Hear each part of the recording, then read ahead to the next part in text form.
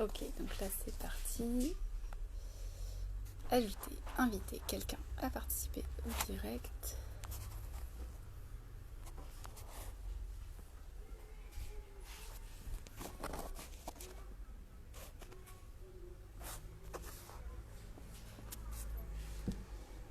Non, elle sort pas. En fait, elle peut demander. Bah ouais, je sais bien. Envoyer une demande pour faire partie du live, tu vois.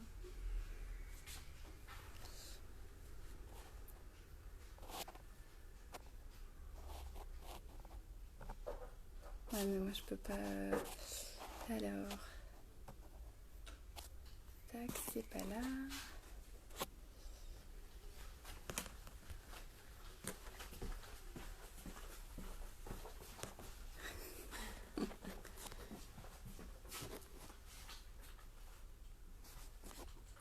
Je suis en train d'essayer d'inviter Lorraine Bastide. Alors. Bon, allez-y, comme dit Adèle, on se lève et on se casse.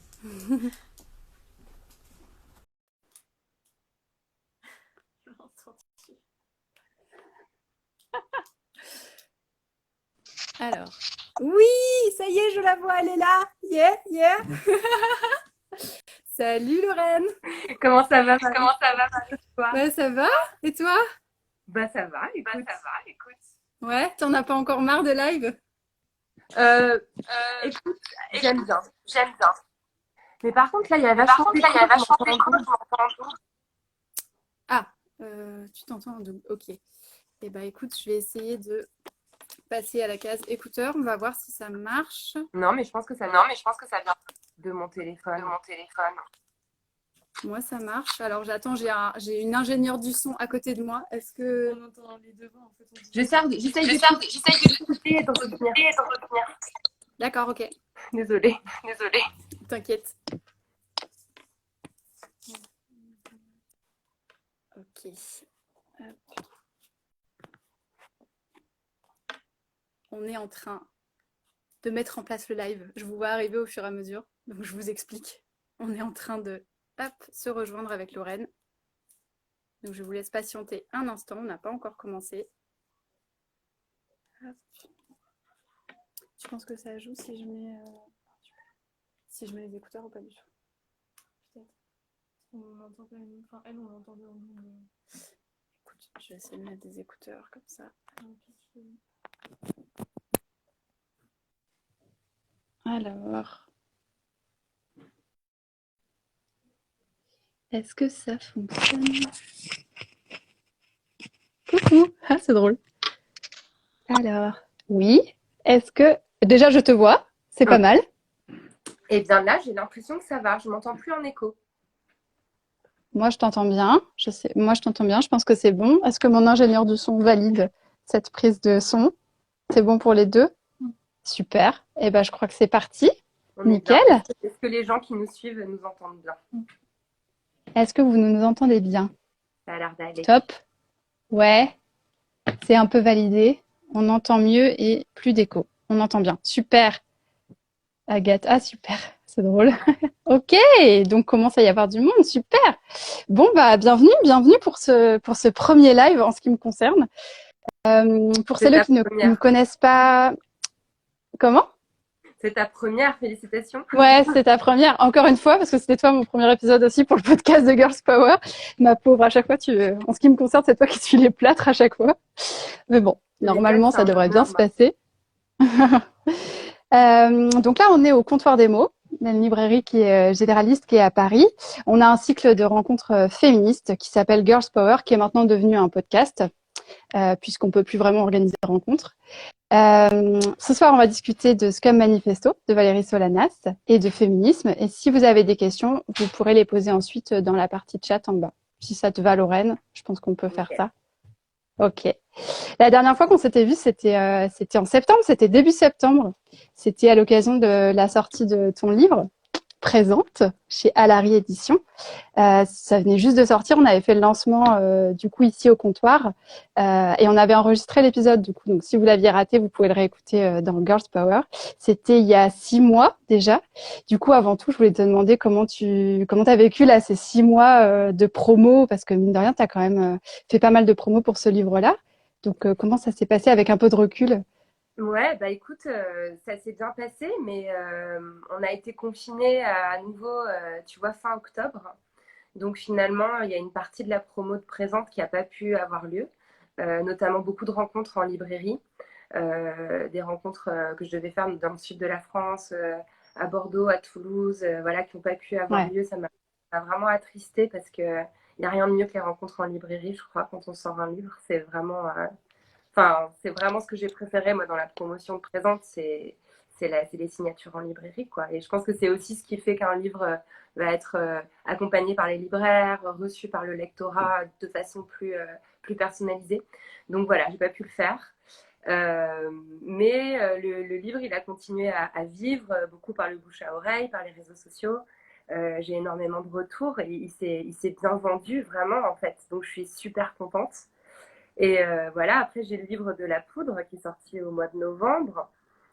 Pour le coup, on était en plein confinement, donc pas de promo, pas de signature. ouais, J'étais un peu triste.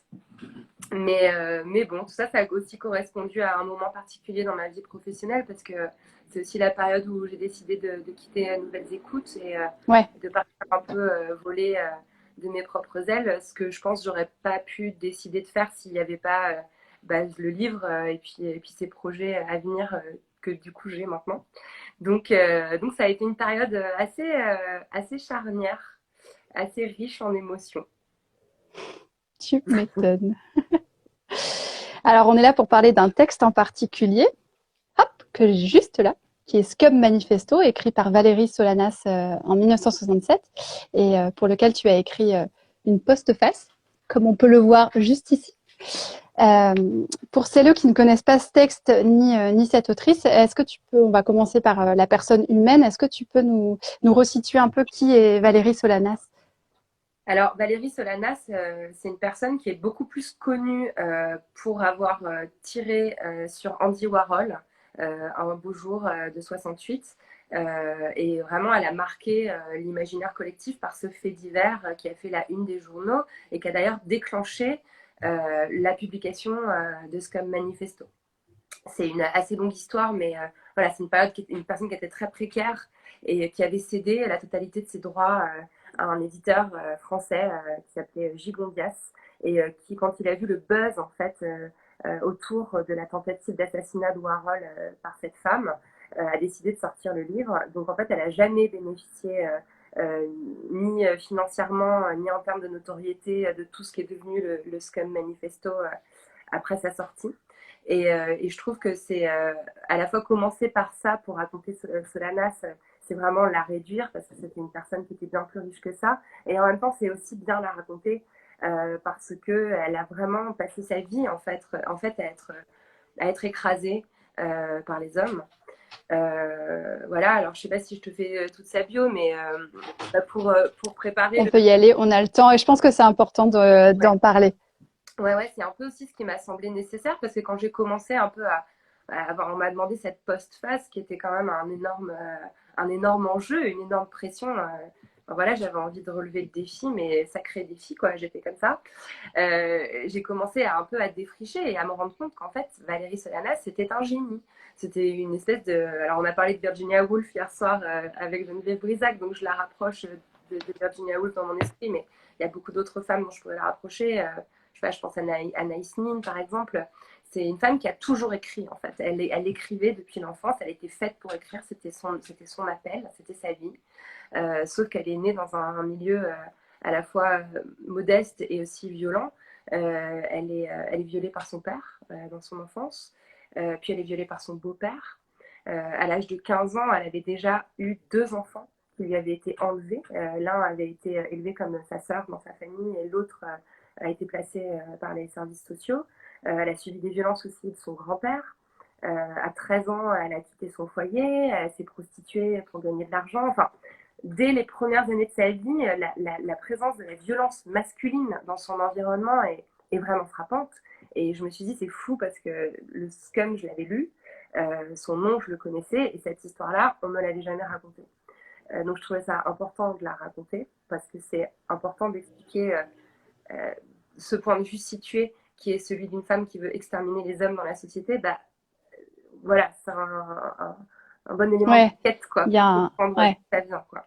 Néanmoins, malgré toutes ces violences, malgré toute cette précarité, c'était une personne vraiment brillantissime et qui a réussi à rentrer à la fac. Donc, elle a fait des études en psychologie. Elle était brillante. Elle se démarquait dans son université. Elle prenait la parole tout le temps. Elle était super éloquente, notamment sur les questions féministes dans les années 50. Elle fait son coming out lesbien à cette époque-là, dans les années 50. Donc, elle était vraiment aussi précurseuse de toute la vague de libération féministe qui allait suivre. Et ouais, l'incarner, ouais. elle l'incarnait. Elle l'incarnait même avant en pionnière. Et puis elle aimait écrire et elle voulait devenir une grande écrivaine. C'était son objectif. Donc voilà. Et puis un peu plus tard, on la retrouve à New York. Dans les années 60, elle traîne avec la bohème new-yorkaise. Elle gagne sa vie en faisant des passes. Elle était travailleuse du sexe. Et elle avait écrit cette pièce de théâtre qui s'appelait Up Your Ass, dans ton cul, et qui était déjà l'histoire d'une prostituée misandre qui avait envie de tuer des hommes. Et elle la propose à Andy Warhol en disant, Andy Warhol, voilà, j'ai écrit un texte, je suis écrivaine, cette pièce de théâtre va vous plaire, s'il vous plaît, montez-la. Et Warhol dit, ouais, super, très bien, met la pièce dans un coin. C'était son seul et unique manuscrit. À l'époque, il n'y avait pas Internet, il n'y avait pas de cloud. Elle avait tapé ça patiemment sur sa machine à écrire. Elle avait que ce texte-là. Ce qu'elle lui remet entre les mains, c'est sa vie, littéralement. Et Andy Warhol, au lieu de lire son texte, au lieu de lui répondre, l'a fait rentrer dans son espèce de cercle de starlet, l'a fait jouer dans un mauvais porno pour $24, l'a fait tourner en bourrique pendant 3 ans, en réalité. Et L'a fait espérer sans lire du coup du tout voilà. ouais, ce texte. Et ce coup de feu, c'était aussi finalement de la légitime défense. C'est ce que j'écris dans la postface, c'est-à-dire qu'en fait, ça faisait 3 ans qu'on se foutait de sa gueule. Et ça faisait 3 ans qu'elle était à moitié prostituée par le cercle de Warhol, qu'on l'a tournée en dérision. Et elle en a eu marre, en fait. Elle en a vraiment eu ras-le-bol. Et la fin d'histoire, c'est que le texte, on l'a retrouvé 30 ans plus tard, au fond d'une caisse de photos dans le studio d'Andy Warhol. Donc, c'est improbable qu'on les retrouve. c'est fou, ouais. C'est complètement fou. Et puis, ça montre en fait qu'il était là, quoi. Elle lui avait dit. Ouais, qu'il l'avait sous les mains. Il était égaré, en fait. Il en avait rien à foutre, quoi. Donc voilà, Solanas, c'est cette femme-là. Et puis après ce coup de feu, ce coup d'éclat, elle se rend elle-même à la police. Comme justification, elle va dire il prenait trop de place dans ma vie. Je trouve ça limpide. Et il avait trop de contrôle sur ma vie. Et après ça, en fait, son parcours devient un parcours de personne psychiatrisée. On lui a diagnostiqué une schizophrénie et elle a passé une grande partie de sa vie en hôpital psychiatrique avant de mourir à 50 ans, complètement seule et oubliée et dans une grande précarité. Donc c'est un destin d'écrasement de genre, d'écrasement de classe aussi. Et voilà, c'est pour moi une personnalité complètement unique en fait dans l'histoire des écrits féministes. Et comment, alors, avant de développer un petit peu le contexte d'écriture et ce que c'est Scum, toi, parce que là, c'est la deuxième fois que tu le lis, mais comment t'es tombée dessus?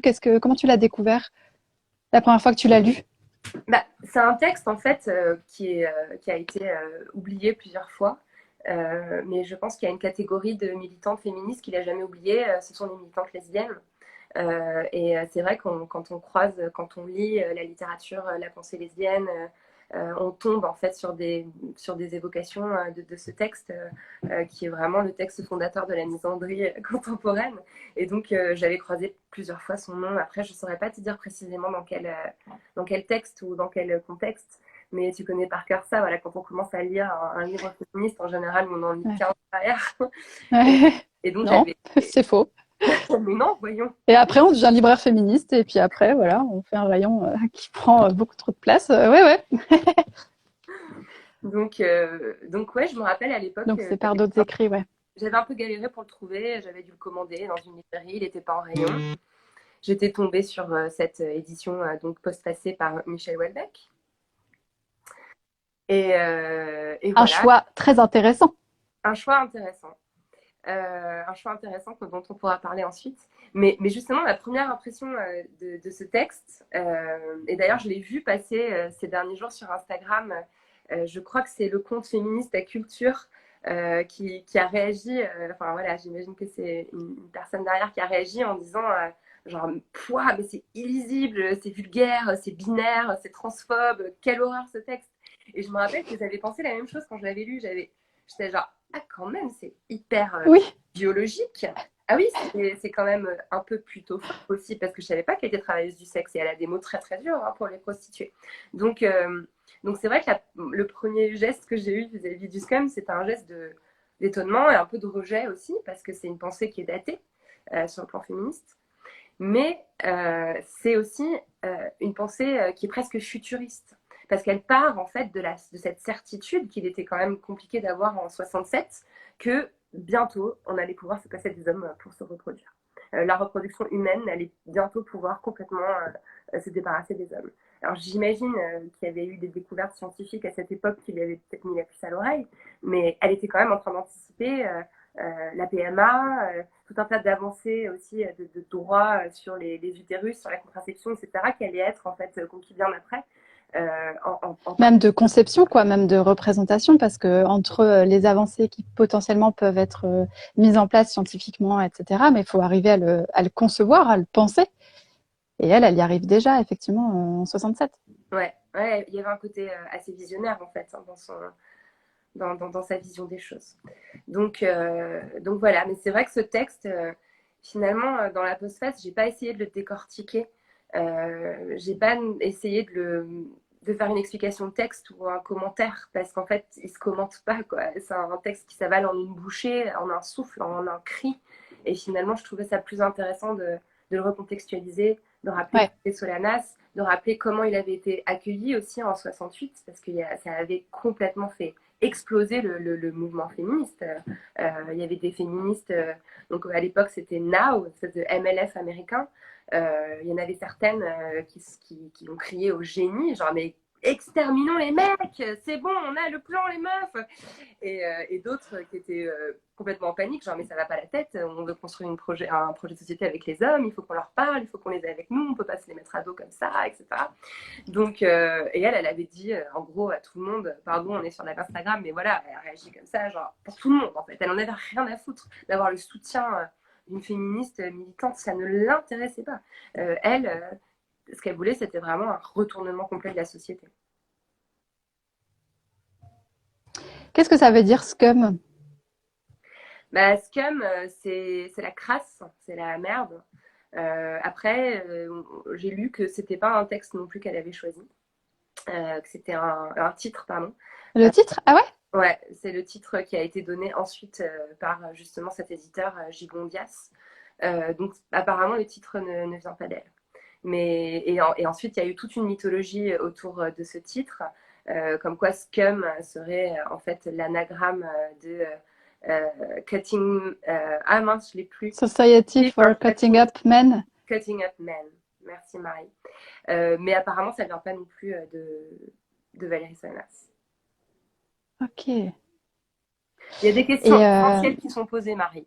On demande dans quelle librairie on est. On est au comptoir des mots. On est au comptoir des mots de Paris. Et de quoi on parle? On parle de Scum Manifesto de Valérie Solanas. Soyez les bienvenus. Pardon, je suis l'animatrice, je ne peux pas m'en empêcher. Mais c'est parfait, c'est parfait. Bienvenue du coup à celles qui nous rejoignent. C'est chouette. Tu as écrit la postface. Alors, est-ce que tu peux nous lire le début de ce que tu as écrit du coup? Tu sais moi que c'est compliqué. J'aime beaucoup le début. J'adore le début de ta postface. Okay. Ça va nous donner, tu sais, un petit avant-goût.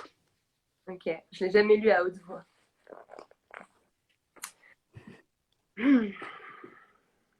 Mettons-nous d'accord sur un point. Éliminer les hommes réglerait nos problèmes. À peu près tous.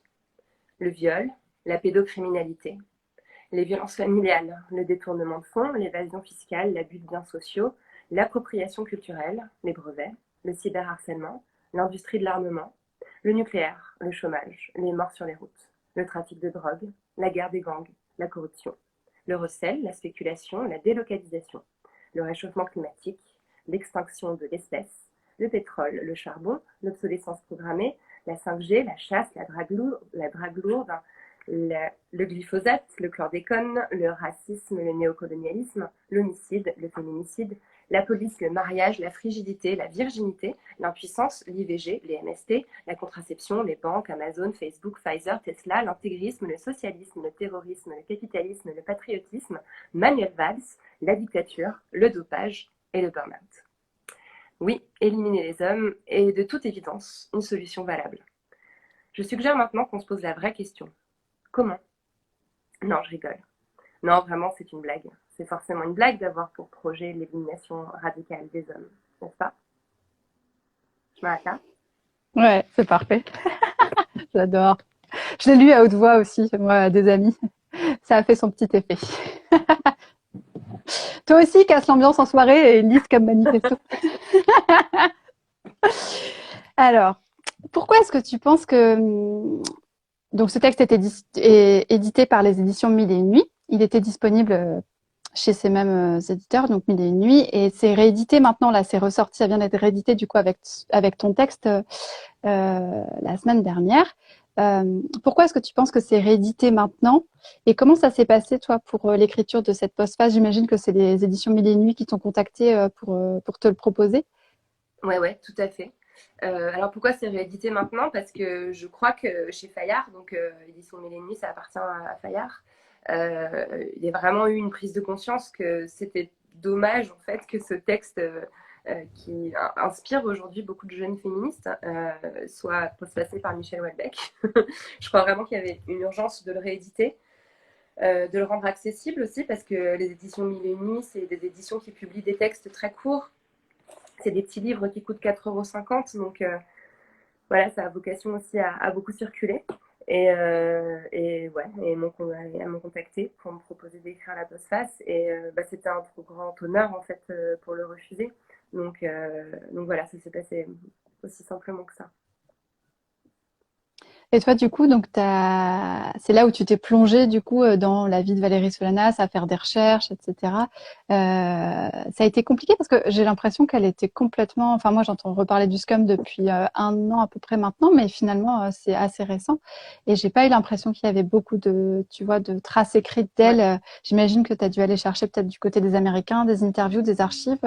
Alors malheureusement, des traces écrites d'elle, il y en a quasiment pas en fait. On peut trouver Up Your Ass apparemment aux États-Unis. J'ai cherché partout, donc la fameuse pièce de théâtre qu'elle avait écrite. J'ai pas réussi à mettre la main dessus. Et on n'a rien d'autre de Solanas. C'est le seul texte qui nous est arrivé d'elle, alors qu'elle a passé sa vie entière à écrire. Ce qui m'a brisé le cœur quand j'ai lu sa biographie, donc il y a une chercheuse américaine qui s'appelle Leanne Brea. J'ai un doute sur le nom. Enfin, je suis sûre du nom de famille, c'est Brea. Voilà, qui a écrit sur elle et qui raconte qu'après sa mort, en fait, sa mère a récupéré tous ses manuscrits et les a brûlés. Donc voilà, il y avait certainement des milliers de pages de textes à découvrir d'elle qui ont disparu avec elle. Donc on n'a que ça. Et il n'y a pas beaucoup de contenu biographique à son sujet. Donc il y a cette bio qui est sortie assez récemment, il y a 2-3 ans. Et jusqu'à maintenant, elle apparaissait beaucoup en fait dans les rubriques faits divers. C'était un peu la femme violente. Solanas, elle était vraiment. Il y a des chroniqués dans des émissions genre crime passionnel ou enquête criminelle, des trucs comme ça, où vraiment on la présente comme une espèce de curiosité. C'est la femme à barbe, quoi. C'est la femme qui a voulu tuer un homme. Et donc voilà, donc dans les sagas sur les femmes violentes, on va trouver, je sais pas, Catherine de Médicis et Valérie Solanas, par exemple. Donc, mais donc voilà, j'ai un peu dû fouiller. Mais il y a beaucoup notamment de féministes et de chercheuses en études de genre qui ont voulu réhabiliter sa figure, donc qui ont écrit des articles, qui ont fait des recherches à son sujet. J'ai aussi trouvé pas mal de podcasts américains qui parlent d'elle. Et d'ailleurs, je le raconte dans la postface, j'ai finalement le discours le plus respectueux et le plus doux que j'ai trouvé sur Valérie Solanas. C'est dans un podcast qui s'appelle The Oldest Profession, donc le plus vieux métier du monde, qui est un podcast qui est présenté par une travailleuse du sexe et militante pour les droits des travailleuses du sexe, et qui échangeait avec une travailleuse du sexe trans au sujet de Solanas. Et en fait, c'était la première fois que j'entendais parler de Scum et d'elle sans qu'il y ait de ricanement. Et c'est ça, en fait, qui m'a finalement déclenché toute ma postface. Enfin, c'est là que j'ai compris, en fait, que ce qui me gênait dans l'accueil qu'on fait généralement de ce texte, c'est que les gens rient. Et il y a toujours cette espèce de dimension où on insiste énormément sur l'humour. Alors, c'est vrai qu'il y a de l'humour chez Solanas, mais il y en a aussi, je sais pas, chez Virginie Despentes et chez Virginia Woolf, et on ne dit pas qu'elles sont drôles. Et en fait, c'est comme si il y avait toujours eu cette espèce de rire gêné autour de son texte parce qu'on ne sait pas quoi en faire, donc on est là, quand même, elle y va fort. Et en fait, là, j'ai entendu ces deux travailleuses du sexe parler d'elle dans des termes genre, bah ouais, bah avec ce qu'elle a vu, avec ce qu'elle a connu, évidemment qu'elle a écrit ça, évidemment qu'elle avait eu ce projet politique à l'esprit. Et c'est pour ça que j'ai eu envie de dire, bah, si on arrêtait de rire, en fait, quand on pense, quand on lit Valérie Solanas. Parce que du coup, le projet,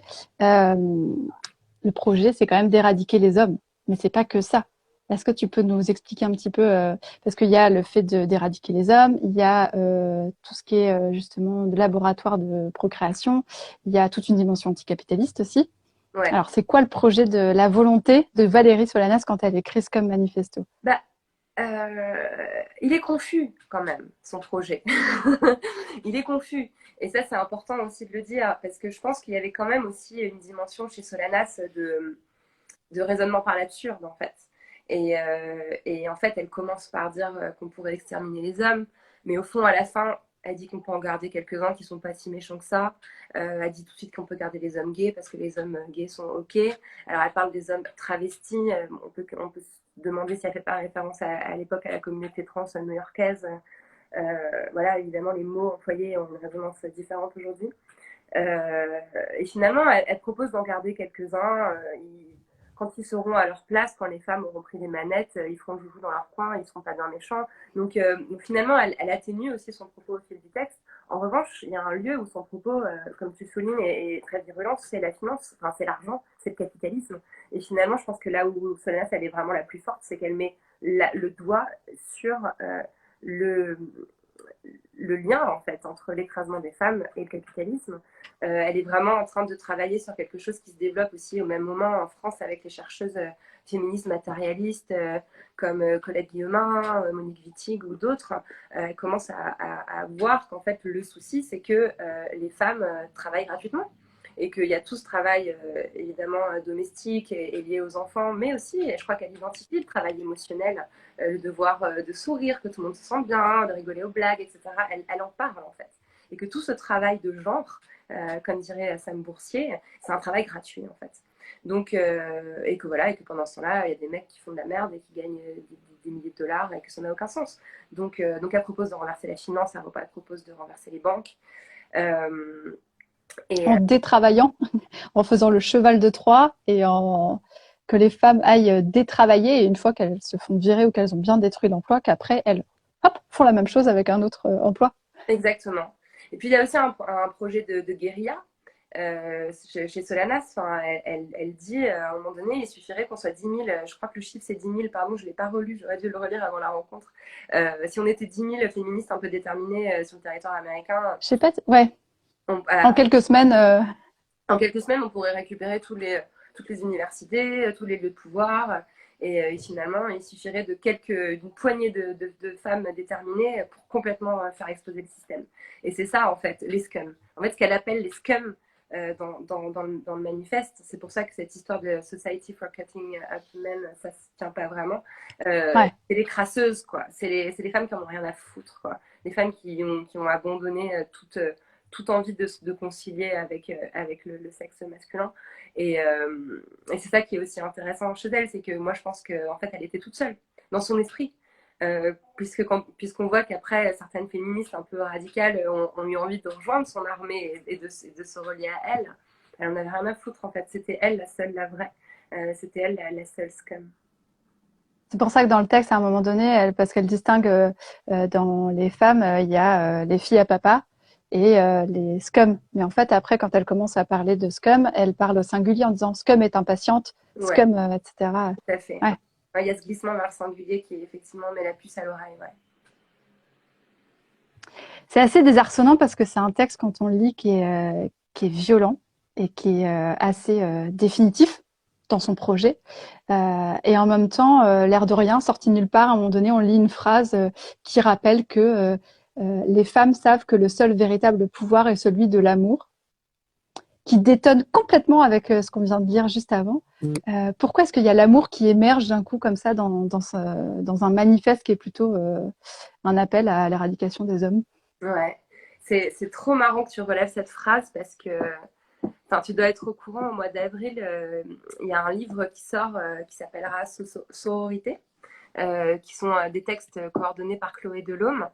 Et elle m'a commandé un texte, j'ai eu l'honneur de faire partie de la liste des personnes qui ont écrit pour ce recueil. Et j'ai mis cette phrase parce qu'en fait, ouais, Ah, c'est j'ai drôle. repris. Ok, bah, je savais pas. Alors, j'étais au courant qu'il y avait un recueil de textes sur la sororité. J'avais vu la liste des autrices, mais j'en savais pas plus. Encore, C'est drôle. donc c'est marrant parce que cette phrase aussi, en fait, quand je l'ai relue, je l'ai surlignée 3 fois. Je disais, mais qu'est-ce qu'elle raconte? Oui, moi aussi, je. Si on n'est qu'amour, on va du coup pas exterminer les gens. Enfin. Et je pense que bah, elle montre en fait la grande complexité de cette réflexion. C'est-à-dire que évidemment que on veut, et quelque part ça rappelle aussi beaucoup les discussions qui sont en train d'avoir lieu au sein du mouvement féministe, au sein du mouvement militant, comme parfois à mettre un niveau d'exigence en fait très très élevé aux personnes qui militent, bah, ça peut aussi parfois ressembler à de l'exclusion, à du bannissement. Est-ce que ce sont les meilleures solutions? Est-ce que c'est cette société-là qu'on a envie de voir émerger? Ben non, en fait, on veut voir émerger une société de bienveillance, d'écoute, d'empathie. On n'a pas envie que les gens fonctionnent à la punition. Donc, comment faire? Et je n'ai pas la réponse, en fait. Je n'ai pas la réponse. Et je pense que Valérie Solanas ne l'avait pas non plus, en fait.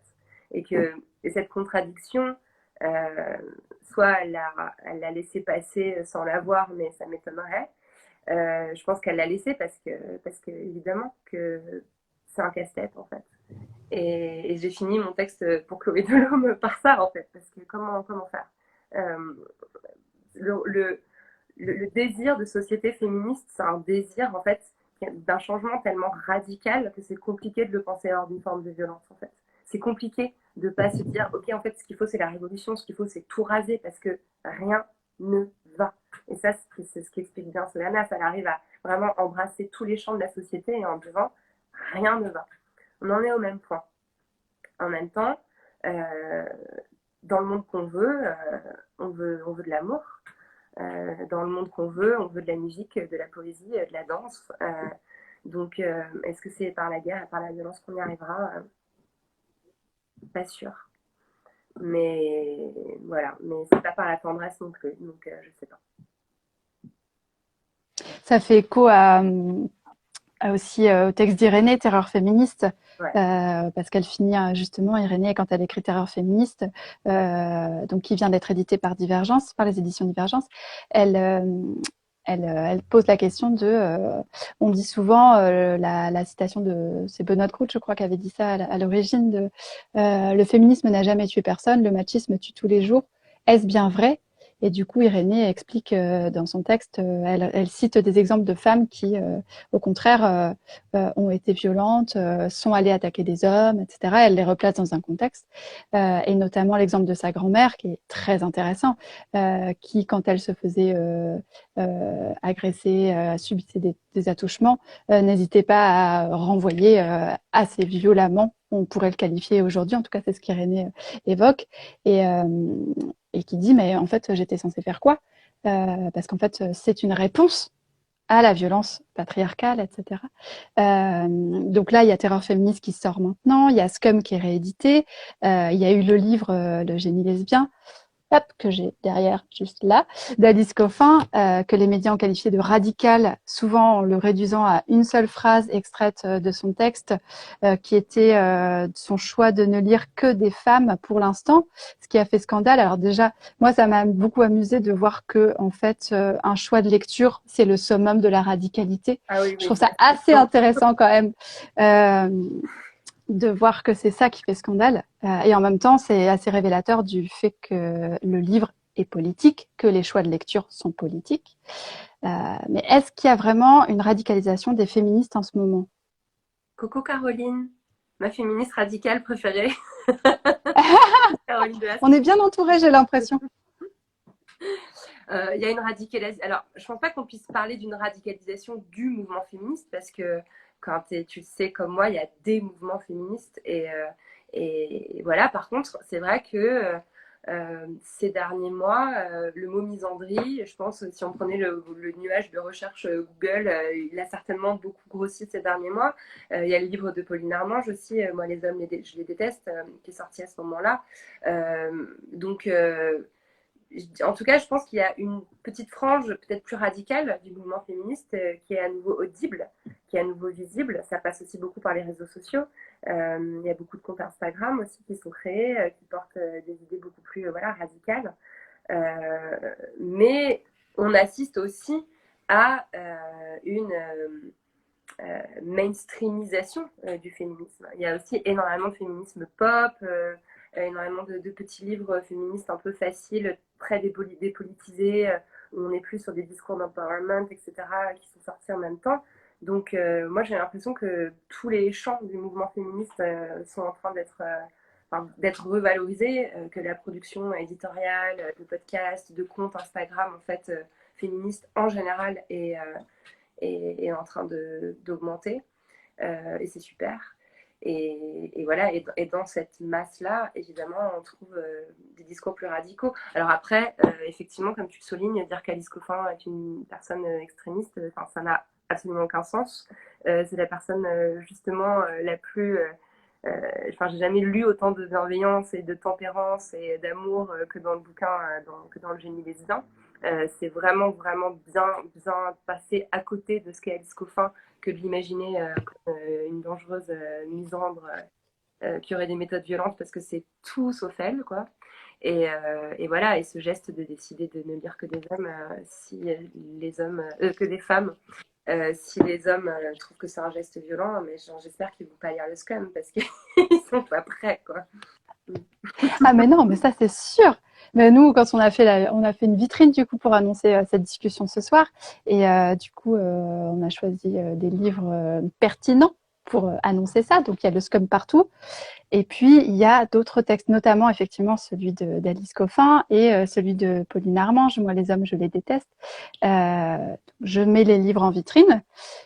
Je reviens pour me laver les mains, et entre-temps il y a un homme, donc ça se passe dans un espace-temps qui est quand même assez réduit d'environ 1 minute 30.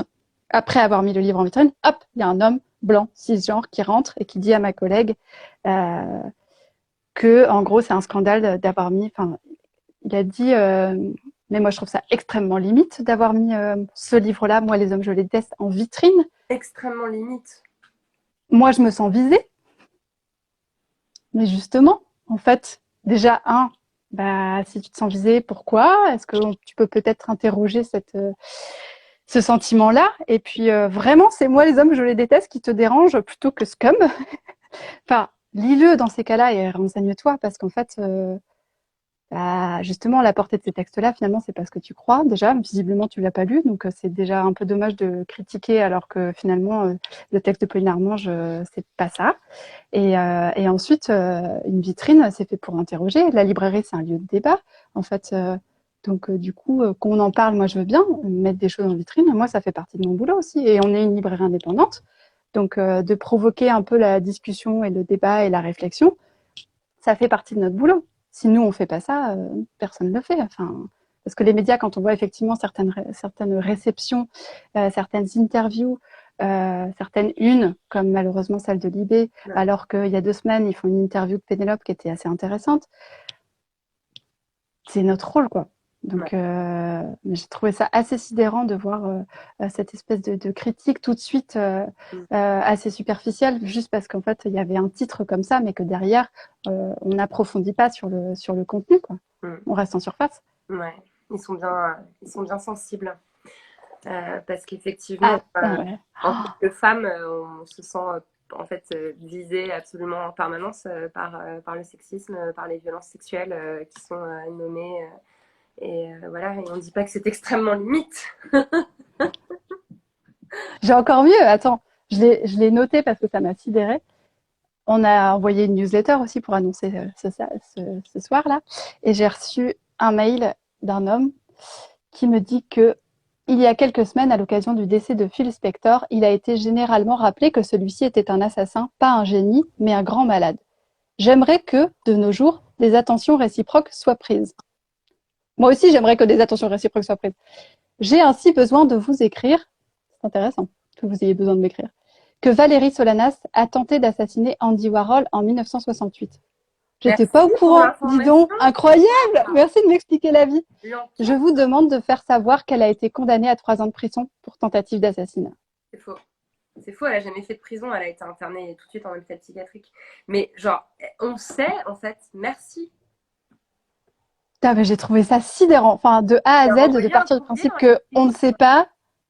Tu lui as envoyé un courrier en m'expliquant que Roman Polanski, il avait 18 plaintes pour viol qui avaient été déposées contre lui et qu'on ne le rappelait pas à chaque fois qu'on montrait ses films. Pardon, hein, mais... J'ai préféré ne pas répondre. Je me suis dit que là... t'as déjà en fait, il valait mieux venir écouter ce soir pour discuter et pour voir pourquoi une librairie, du coup, fait une vitrine avec Scum et pourquoi est-ce qu'il y a un rendez-vous pour une discussion. Mais là, ça m'a sidéré. Et puis, effectivement, le côté... je vous demande de faire savoir que Valérie Solanas, etc. Mais il y a rien qui va. Enfin, je trouve ça assez sidérant. Je me demande quel a été le processus de réflexion avant de se dire non, mais je vais lui répondre, je vais lui écrire un mail pour lui dire ça. C'est intéressant parce que c'est quelque chose qu'on demande en fait. C'est un processus de contextualisation. Genre d'un seul coup, il lui a semblé important de contextualiser. Et bah en fait, c'est aussi ce que les féministes demandent au sujet de Polanski ou de Paul Gauguin. Voilà, on ne dit pas qu'il faut effacer leur tableau, on dit que ça pourrait être pas mal de rappeler que les petites filles qu'il a peintes et les a potentiellement violées. Et en fait, d'un seul coup, il a compris l'intérêt de la contextualisation. Mais visiblement, c'est qu'à une licence. C'est pas du tout réciproque après, vraiment. Enfin bon. On est le 9 mars. Ce week-end et hier ont eu lieu pas mal d'événements, des rassemblements pour la journée des droits de la femme, la journée des droits des femmes, je le répète. Comment est-ce que toi, tu as vu cette édition-là de cette année? Est-ce que c'était un bon cru, le 8 mars 2021? Écoute, c'était pas un bon cru parce qu'on n'a pas eu d'énormes manifs. Moi, ce que j'aime, c'est les énormes manifs. J'ai eu évidemment toutes les photos de la manif d'il y a un an sont remontées dans mon téléphone le matin et j'en aurais presque pleuré parce que de voir tous ces visages sans masque, ces milliers de personnes dans les rues, toutes ces pancartes avec merci à Issa Maïga, merci à Adèle Haenel, partout, on était juste derrière les Césars. Ça me semblait être genre la préhistoire, quoi. C'est fou, hein, comme ça te semble loin. Donc, ouais, donc un 8 mars sans grosse manif, c'est quand même pas drôle. Et puis voilà, il y a eu la une de l'IB. Moi, le 7 mars, sur le WhatsApp de Prenons la Une, j'ai vu les copines journalistes faire passer la une en mode genre, what the fuck. Et voilà, donc se lever le matin. Donc lettre d'un violeur, enfin de donner la parole à du coup un violeur qui écrit un texte à la personne. À la rigueur, je trouve que ça. Enfin, le problème, c'est pas tant de donner la parole à un violeur, parce que finalement, dans un corpus de textes sur la culture du viol, ce petit texte aurait pu trouver sa place. Simplement, c'est faire de cette simple lettre qu'ils avaient reçue il y a 10 jours l'événement, la une. Enfin, c'est complètement délirant, quoi. Et de le sortir le 8 mars. Enfin, de le sortir. Il y a quand même un choix assez intéressant. Ouais. Non, mais rien n'allait. Et puis aussi l'illustration. Où l'homme représenté à la peau plus foncée que la femme victime, où il y a cette espèce de geste de plaquer contre le mur et de violer par la violence, alors que les féministes s'échinent à répéter qu'un viol, c'est pas dans une ruelle sombre avec des violences. En réalité, c'est pas comme ça que ça se passe la plupart du temps. Bref, rien n'allait. Donc ouais, je l'ai trouvé un peu fatigant ce 8 mars pour ça. Après, je pense qu'il y a aussi une fatigue qui est dans l'air, qui est due à l'époque qu'on vit, à la période qu'on vit, où on a parfois l'impression qu'il y a des grandes avancées qui sont accomplies, et puis parfois des énormes reculs. Enfin voilà, là dans la même semaine, je sais pas, pour parler du cinéma et pour faire le lien avec les Césars, bien un an, on a Alice Diop qui est récompensée au Festival de Berlin. Donc on est genre, waouh, c'est trop bien et tout. Et le lendemain, Dominique Boutonna, qui est récompensée d'un prix pour l'ensemble de sa carrière par le CNC. Enfin, rien. Enfin, voilà. Et je trouve qu'on est vraiment en train ouais, de vivre vraiment des fluctuations émotionnelles qui sont qui sont ouais, un peu fatigantes, quoi. Ouais, moi j'étais fatiguée. C'est aussi parce que je me mettais une pression de ouf sur mon live d'hier soir là, avec Virginia. Enfin, avec Ouais. Virginia. J'étais en live avec Virginia. Avec Virginia. Oui, oui, on a fait ça. C'est le pouvoir du féminisme, c'est le pouvoir de la sororité. On arrive à... On arrive à respecter nos icônes. Non, j'étais avec Geneviève Brisac pour parler de Virginia Woolf. Et donc, en fait, j'ai passé 3 jours enfermée avec les bouquins de Virginia Woolf et les bouquins de Geneviève Brisac, qui en a aussi écrit beaucoup. Donc voilà, j'étais aussi un petit peu plongée dans la littérature et un peu hors du temps, et ça m'a aussi fait du bien. Ouais, alors justement, je vais finir là-dessus, sur justement la fatigue militante et la santé mentale. J'ai vu que toi, depuis quelque temps, tu coupes régulièrement les réseaux. Comment on peut faire est-ce que c'est une bonne façon de faire? Est-ce que c'est une des pistes vraiment importantes à mettre en place pour se préserver? Bah, oui. Parce que d'un côté, c'est quand même un super outil qui a une vraie visibilité et qui fait un vrai travail pédagogique, qui du coup fait avancer pas mal de mentalités. Mais de l'autre, c'est porteur d'une telle violence et d'une telle censure, comme on a pu le voir assez récemment encore malheureusement. Ouais. Bah, après, je suis pas la seule à le dire, en fait, hein. C'est quand même des outils qui sont hyper violents. Enfin, ce documentaire sur Netflix, comment ça s'appelle déjà? Derrière les écrans? Ouais, je crois. Ouais. The Social Dilemma en anglais. Le Ah dilemme oui, ouais. social, encore mieux d'ailleurs comme titre. Démontre en fait que c'est des outils qui ont été créés pour nous rendre accros, qui développent vraiment des addictions hyper malsaines, que ça fait des trucs à nos cerveaux qui sont absolument pas recommandés, que ça polarise la société, que ça donne à voir un monde aux gens qui est un monde qui est calculé par les algorithmes pour correspondre à leur vision. Enfin, et que en gros on peut littéralement mettre l'élection de Trump voilà, sur le dos des réseaux sociaux. Donc nos écrans de fumée, merci Nos Arthur. écrans de fumée. Merci Arthur. Et donc, bah, voilà, quand on voit ce documentaire, on se rend compte que c'est un poison qu'on a entre les mains. C'est vraiment du poison. Donc, oui, c'est des outils géniaux aussi. Enfin, voilà, c'est comme le chocolat. C'est hyper bon et ça peut aussi nous tuer si on en mange trop. Surtout moi. Petite dose, quoi. Ouais. À bon escient. Non, mais voilà. Donc, moi, je sais que ça me fait du bien. Je le fais de plus en plus souvent. Je le fais. Ouais, d'ailleurs, là, j'ai hyper hâte de le faire.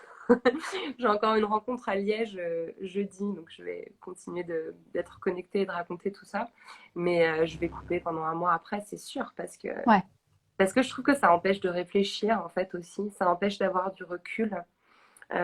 C'est aussi un peu l'impression que j'avais hier pour le 8 mars, c'est-à-dire que d'un seul coup, il y a énormément de discours qui sortent, il y a des analyses super intéressantes, super pertinentes, tu n'as même pas le temps d'en absorber une, qu'on a une deuxième qui arrive. Ouais.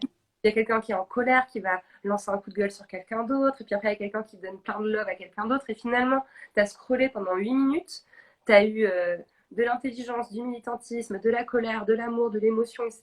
Tu n'as même pas quitté ton lit, tu te réveilles, tu es déjà imbibé, en fait, d'une énergie qui n'est pas la tienne, quoi. Et voilà, moi, si j'avais lu Virginia Woolf, j'étais en train de relire Balade au phare avant de me coucher la veille. Je me suis dit, j'aurais mieux aimé prendre mon café en repensant à ce que j'avais lu hier soir, avant d'être Mm. connectée à cette effervescence qui est très forte.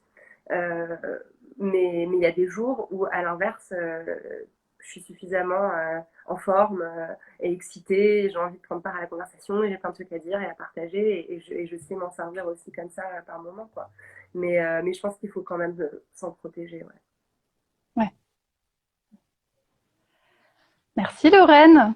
Ouais, On va merci. passer aux questions. S'il y a certaines d'entre vous qui ont des questions, vous pouvez nous les écrire juste en bas. Oui, le live sera en replay. Oui, je vais le laisser dans le l'IGTV sur le compte de Girls Power, du coup. Et pour aller plus loin, du coup, vous avez eu pas mal de recommandations en termes littéraires de qualité. Et du coup, je remontre les 2 livres. Hop, Présente, qui du coup est édité par Alary, et Scum, hop, qu'on voit juste là. Voilà. Faut quand même dire que Présente, c'est un peu l'anti-scum. Parce que, enfin, Ouais, mais justement, intéressant à mettre en miroir, à mettre en parallèle en termes de lecture. Ça nourrit. Mais justement, tout de suite, hop, on se fait une idée et puis paf, ça nourrit ça ouvre un autre angle, quoi. Qui sera la prochaine invitée de la poudre?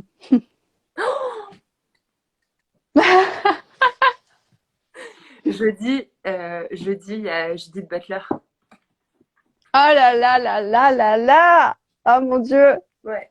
Ah, génial. C'est Ouais. la rencontre qui a eu lieu là en novembre, Ouais. c'est ça? Ouais. Ouais.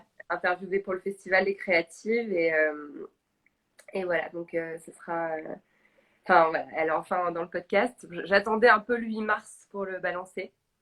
Cet épisode est dingue, notre échange est dingue. C'est la personne la plus, je sais pas, bienveillante, géniale, brillante de l'univers. J'avais super peur qu'elle soit. Tu sais ce que j'allais te demander, ouais. Je me disais, mais C'est ça vrai doit que être impressionnant. son écriture a la réputation d'être hyper complexe, donc je me suis dit, est-ce qu'elle va être claire, etc.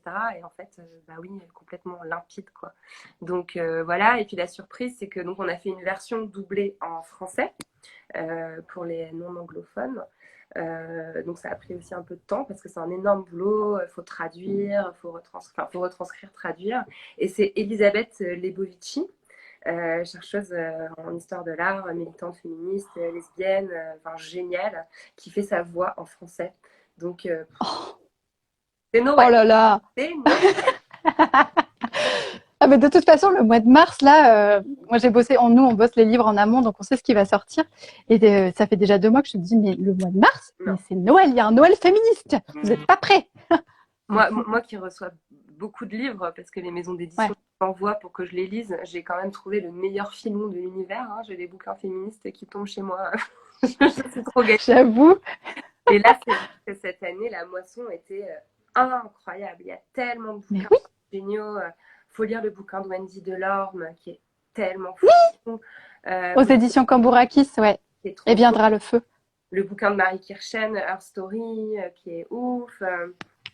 Yep. Allez. Celui-ci, qui vient d'être publié à La Ville Brûle. Ouais, trop beau. Il faut que je cite les copines, ça y est, je suis partie en énumération. Le bouquin de Léa Lejeune sur le féministe washing, qui est super important. Le petit manuel de Caroline Dehaas pour lutter contre les violences. Qu'est-ce qu'on a? Que je vais attraper de suite.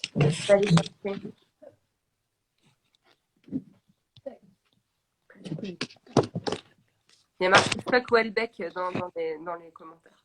Moi, je dis why not? Hop! Ah, trop bien le bouquin. C'est beau sur Françoise Daubonne que j'ai tellement. Superbe. Aussi. Ah, c'est un régal. C'est un régal. Et puis l'écriture d'Élise Thiebaud, c'est excellent, c'est touchant, c'est drôle et en même temps, ça décoiffe. Non, c'est excellent. Ouais. C'est trop beau. Ouais. Il y a Christine Barre aussi qui ressort un livre d'entretien là que j'ai vu passer il y a 2 jours que j'ai tellement hâte de lire. Elle les a tous sous la main, elle est incroyable. Tadam! Promis, on n'a pas répété. Mais oui, en plus, ils ont fait une super petite maquette et ça coûte 15 €, donc c'est quand même, je trouve, pour un texte comme ça qui sort là, les grands formats, on est plutôt sur du 20 € habituellement, donc voilà, avec une belle maquette en plus, c'est chouette. Trop beau. Alors, le livre génial Les bergères de l'Apocalypse de Françoise Daubonne décrit précisément comment les femmes éliminent les hommes de la surface de la Terre. Quand sera-t-il réédité? Je ne sais pas. Je sais qu'il y a Le féminisme et la mort qui a été réédité là par, si je ne m'abuse, Le passager clandestin. Mais par contre, je crois qu'il est toujours en rupture, Les bergères de l'Apocalypse. Mais il faudrait que je vérifie, mais je n'ai pas accès à cette information tout de suite. Il y a Robin qui voulait vous dire bonjour. Ah! Hello! Tu m'étonnes. Oh là là, c'est un peu la star, c'est un peu la nouvelle mascotte, non? Écoute, Écoute, ouais, ce chien, il m'a complètement volé ma vedette. Il m'a volé la vedette. Là, dans la rue, et c'est incroyable. Je pense qu'il croit que son nom, c'est trop mignon. Parce que tout le monde est là. Ah, il est trop mignon. Toute la nuit. Toute la nuit. Ah, il est trop mignon. Ah, c'est chouette. Ah, puis ça va faire du bien après une journée de révolution, d'avoir ce petit chien-là, de réconfort. Carrément. Ouais, il a ses fans. Effectivement, ça y est, c'est Robin la star. Ah là là, c'est drôle. Ok. Bon, bah écoute, je crois qu'on va s'arrêter là. Vous avez déjà une bonne sélection de lectures pour au moins la semaine. Mais n'hésitez pas à revenir au comptoir si vous avez besoin d'autres idées. On en aura plein. Merci Lorraine. Merci à toi Marie, merci au comptoir des mots, merci pour tout ce travail essentiel que vous faites pour vendre des livres féministes, pour diffuser les féministes. Je vous adore et vous déchirez. Merci. Voilà. Ah, merci beaucoup. On va continuer à faire des vitrines qui dérangent les mecs cisgenres. Oups. Ah, il y a quelqu'un qui me demande à quand un deuxième livre et je suis trop fière de dire que je vais écrire un deuxième livre aux éditions Alary qui devrait sortir à la fin de l'année. Ah là là! On n'a que des annonces exclusives en plus. Oh, si c'est pas beau. Magnifique. À la rentrée, du coup? L'automne? À mon avis, plutôt automne. Ouais. Le temps que je l'écrive, je vais l'écrire cet été, donc laissez-moi 2 secondes. Mais je veux faire un peu la suite de Présente. Explorer justement les thématiques que j'ai pas fini d'explorer dans Présente. Ah, génial. Eh ben, écoute, on se refera une soirée en septembre. Hein. Je te propose qu'on prenne déjà rendez-vous pour faire un petit lancement tranquillou, comme ça. Ce sera chez vous, c'est sûr. C'est OK. Parfait. Voilà. Bon, bah, le rendez-vous est pris. Allez, en attendant, bonne lecture et bonne soirée. Ciao. Salut. Merci beaucoup. Ciao. Merci.